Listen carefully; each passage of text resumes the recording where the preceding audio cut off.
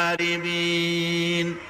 আল্লাহ রাব্বুল আলামিন বলেন, চতুষ্পদ জীবের মধ্যে বুদ্ধিমান ব্যক্তিদের জন্য নিদর্শন রয়েছে। যারা বুদ্ধিমান তাদের জন্য নিদর্শন রয়েছে। দেখো, তোমার গাভীগুলি এগুলি জমিনের ঘাস খেলো। এই ঘাস খাওয়ার পর তার শরীরের ভিতরে রক্ত তৈরি হলো, পেশাব হলো, ময়লা হলো। সেই পেশাব, ময়লা, রক্ত ইত্যাদির ভেতর থেকে আমি তোমাদের জন্য দুধ তৈরি করে দিলাম।